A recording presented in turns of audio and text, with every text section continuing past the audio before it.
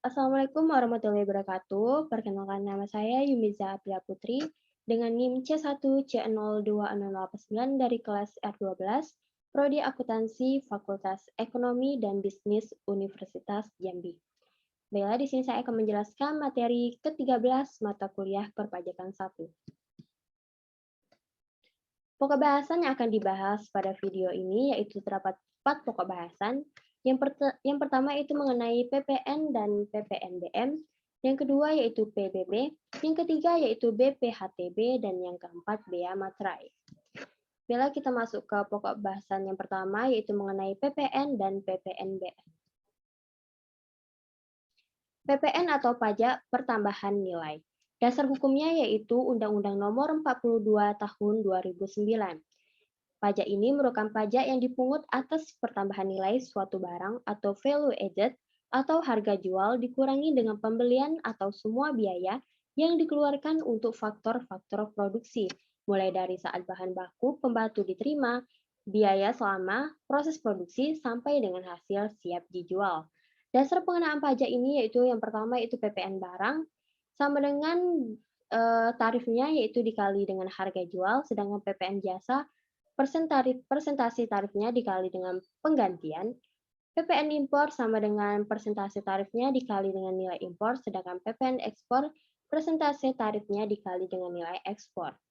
Tarif PPN seperti tarif PPN yang berlaku saat ini adalah 10%. Namun berdasarkan pertimbangan perkembangan ekonomi dan atau peningkatan dana untuk pembangunan dengan peraturan pemerintah, tarif PPN dapat diubah berkisar 5-15% dengan tetap memakai tarif tunggal.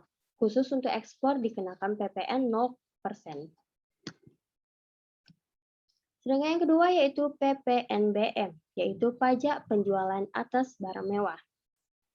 Pajak ini dipungut atas penyerahan atau impor BKP tertentu. Maaf, BKP maksudnya. Selain itu dikenakan PPN juga dikenakan PPNBM. Di sini berlaku asas pemungutan di samping. Sistem pemungutannya adalah sekali dari sumbernya. Sedangkan tarif PPNBM yaitu dengan peraturan pemerintah dapat ditetapkan dalam beberapa pengelompokan tarif, yaitu tarif paling rendah sebesar 10% dan paling tinggi sebesar 75%. Tarif PPNBM yang berlaku saat ini adalah 10, 20, 30, 40, 50, dan 75%. Yang kedua yaitu PPB. PBB atau pajak bumi dan bangunan yaitu dasar hukumnya sesuai dalam Undang-Undang Nomor 28 Tahun 2009. Pajak ini merupakan pajak negara yang dipungut atas bumi, dalam hal ini permukaan bumi dan tubuh bumi yang ada di bawahnya serta bangunan, dalam hal ini konstruksi teknik yang ditanam atau dilakukan secara bertahap pada tanah dan atau perairan. Tarif PBB yaitu menerapkan tarif proporsional tunggal yaitu 0,05%. Dasar pengenaan pajak adalah NJKP yaitu nilai jual kena pajak sama dengan NJOP dikurangi dengan NJOP TKP. Cara menghitung PBB yaitu sama dengan persentase tarif pajak dikali dengan NJKP. Kita masuk ke pokok bahasan yang ketiga yaitu mengenai BPHTB. BPHTB adalah bea perolehan hak atas tanah dan bangunan. Dasar hukumnya yaitu Undang-Undang Nomor 20 Tahun 2000. Pajak ini dikenakan atas perolehan hak atas tanah dan atau bangunan yang selanjutnya disebut pajak. Dasar pengenaan pajak adalah NPOP yaitu nilai perolehan objek pajak.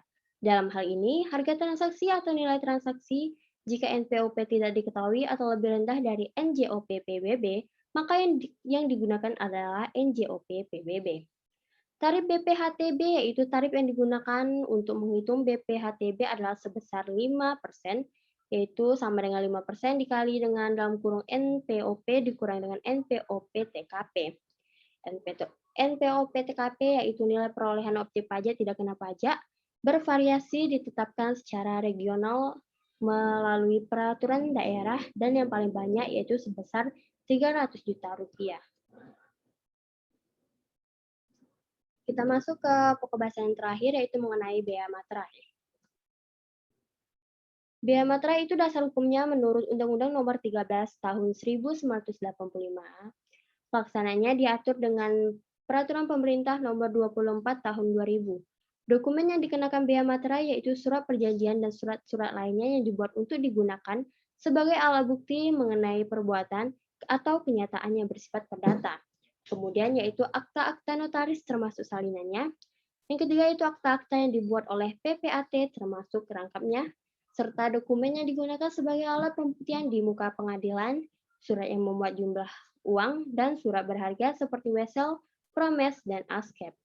Tarif dari bea materai dibedakan yaitu untuk jumlah Rp6.000 yaitu untuk transaksi di atas 1 juta. Sedangkan untuk Rp3.000 untuk transaksi sebesar Rp250.000 sampai dengan Rp599.999 dan atau atas penggunaan cek atau bilyet giro berapapun jumlahnya. Sekian presentasi saya pada hari ini. Saya akhiri. Wabillahi taufiq wal hidayah. Wassalamualaikum warahmatullahi wabarakatuh. Selesai.